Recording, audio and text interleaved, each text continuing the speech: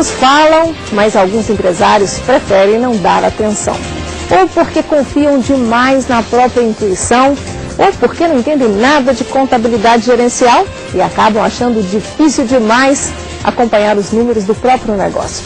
Meu convidado viaja pelo país ajudando empresas a entender melhor os seus balanços, por exemplo. E por causa disso aprendem a prever e a evitar problemas. Está conosco o professor e consultor de empresas Antônio Lopes de Sá. Lopes de Sá é contador, administrador e economista e tornou-se também doutor honoris causa em letras por uma universidade de Londres e novamente doutor, mas agora em ciências contábeis por uma grande faculdade brasileira. Lopes de Sá também é autor de dezenas de livros, palestrante, já recebeu homenagens de muito prestígio ao longo da carreira. E não dá nem para citar, olha, nem 5% do que ele já conquistou aqui no programa. Por isso, eu convido todos vocês a acessar o site do professor, combinado? Professor, vamos lá. Empresários querem ter sucesso, lucro, mas não querem entender de contabilidade gerencial. Eu vejo, pela minha experiência como jornalista, que o empresário funda um negócio, em geral, em uma área pela qual ele está envolvido, até emocionalmente, um negócio que ele participa e acredita, mas ele sempre deixa os números de lado. Esse não é um bom caminho? O problema da informação é fundamental para se guiar um negócio. Você já imaginou dirigir um automóvel sem olhar para o velocímetro, sem olhar para o odômetro, sem olhar se a gasolina vai faltar? Não. Imagina com o para-brisas tapado. Como é que se dirige sem olhar para frente? Então, o importante não é só a informação, é saber o que vai fazer com ela. Para que ela serve, né? Para que serve. Porque a maioria dos empresários, especialmente um empresário de pequeno e de médio porte, esse é o que precisa mais assistência. Porque as empresas de grande porte, em geral, estão muito bem assistidas por profissionais de nome, né? Tem departamentos inteiros para cuidar das suas finanças e da contabilidade, né? Exato, mas o pequenininho não.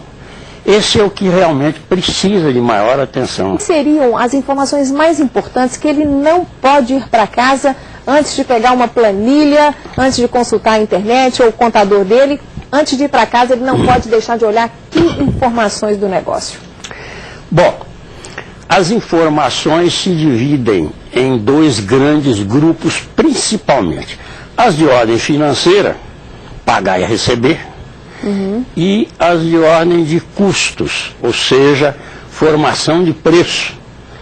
Porque quem não está orientado como faz o seu preço pode gastar mais.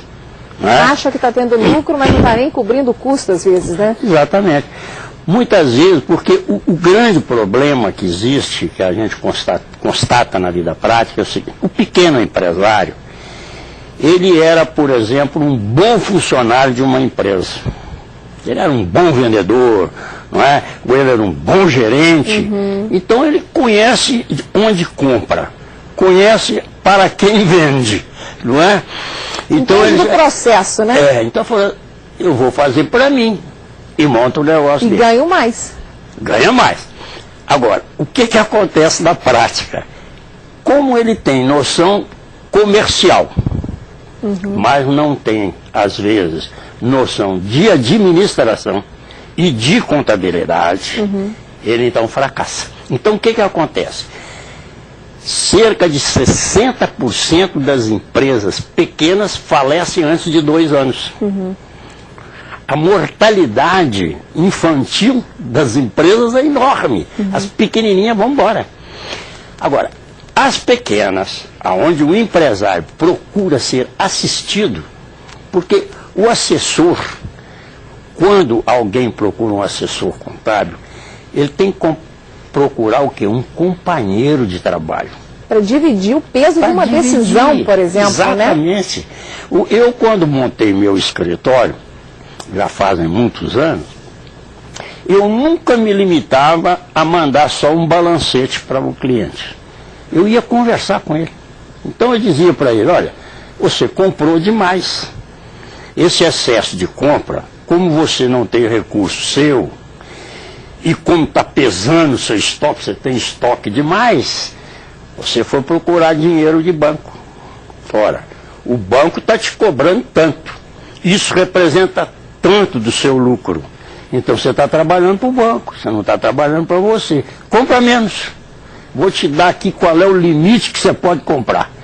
Pelo que você está vendendo e no prazo que você está vendendo, porque não é só vender, é o tempo em que o dinheiro volta para você. Agora, além de ter uma assessoria contábil, por exemplo, como o senhor está sugerindo, ele precisa fazer um cursinho mesmo? Não, vou dizer um técnico em contabilidade, que é um cursinho de 2 anos, se não me engano, até uma faculdade mesmo. Mas cursos pequenos, para ele entender a nomenclatura, pelo menos, que um contador vai usar com ele. É necessário isso? Eu acho necessário. Olha, um dos pais da administração, que a administração chamada científica, quer dizer, quando a administração passou à área da ciência, porque antes era só intuitiva, mas quando ela passou à área da ciência, um dos pais foi o americano Taylor e o francês Fayol, Henri Fayol.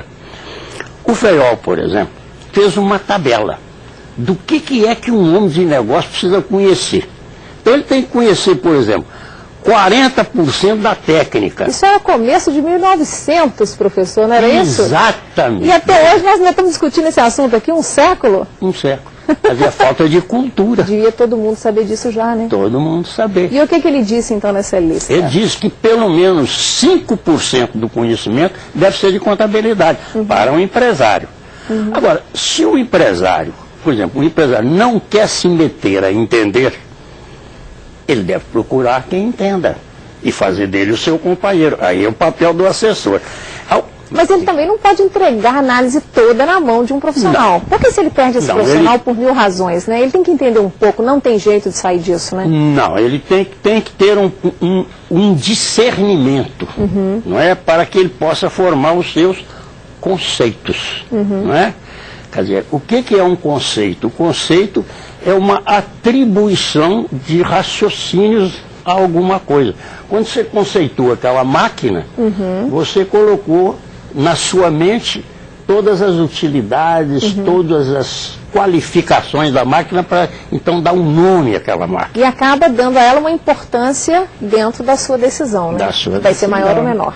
Então, o empresário precisa ter esse discernimento. Voltando nos pontos que o senhor disse que os problemas principais na gestão da empresa podem ser divididos em financeiros e contábeis. Nos financeiros, contas a pagar e receber, e no contábil, principalmente, o senhor chegou a citar estoque. Seria o estoque o problema mais importante, que é a formação de preço? Aliás, um componente, né, da formação de preço. No comércio, a questão é envolvida só ao comprar e vender.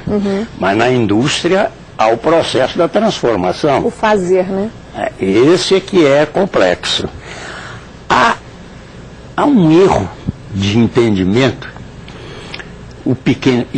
entre os pequenos e os médios, de que ter contabilidade de custos é só para grande empresa. Isso é mentira. A pequena empresa pode ter rudimentarmente os seus cálculos de custos. Dá para você explicar rapidamente como é que se faz? Dá. O que é o custo de alguma coisa? Por exemplo, esse vestido que você está com ele, qual é o custo dele? O custo dele é o pano, né? Os botões, que são matérias auxiliares. O pano é a matéria-prima, porque ele é feito de pano. Isso. Não é a matéria-prima. Esse não pode faltar. É a principal. Isso. Muito bem. Então, você não tem árvore que você vai lá e colhe vestido. A natureza não dá vestido. Então, alguém fez. Ainda tem o talento de Vitor Zenck, que é um grande estilista, que está aqui também nessa história, nessa roupa. Tudo isso tem valor, né? Tem valor. E tudo isso é custo. O custo é o somatório de tudo que você gasta para obter uma utilidade. O senhor acha que tem empresas que, por exemplo, se esquecem de contabilizar aí, quando vão calcular o custo, alguma etapa do custo real de um fazer, de uma produção? Pode acontecer. Pode acontecer se não houver organização. Por isso é que o custo precisa de organização. Por exemplo, pode estar esquecendo de contabilizar o preço da manutenção daquela máquina que faz a roupa. E aí ele está vendendo por 100, quando devia vender por pelo menos 105 determinado produto. E está tirando de onde? Do lucro dele, né? Do lucro dele. Agora, é aí que eu ia chegar. E existem modalidades simples de você obter o custo. E existem modalidades complexas. Quanto mais você analisar, e mais complexidade você precisa. Então você pode fazer um funilzinho para ter só o que é super necessário. Por exemplo, quanto que gastou de pano, quanto gastou de botão, quanto você gastou de pessoal. E quantas peças você obteve. Para saber esse custo, chama-se custo primário. Por quê? Porque existem gastos que não ficam aí no seu vestido. Por exemplo, no seu vestido não está a eletricidade que supriu a máquina. Professor, nós vamos ter que interromper a aula. Porque o tempo acabou. Mas olha, eu vou deixar para vocês agora o contato do professor, que vai ser o site no qual vocês vão passear e conhecer um pouco dessa história toda. Professor, você teria tempo para responder algum e-mail que chegar, de quem não entendeu? Então pronto, o professor, ele não dorme mesmo, viu gente? Ele passa a madrugada trabalhando, escrevendo as dezenas de livros que ele publica todo ano. Então vamos lá, lopesdesá.com.br. Esse é o site com todas as informações sobre a trajetória dele e também o nosso tv@mesadenegocios.com.br para você nos mandar o e-mail que nós vamos encaminhar para o professor e você vai ter a sua resposta. Professor, muito obrigado, viu? Nada. Até uma próxima entrevista. Tá bem, obrigado a você.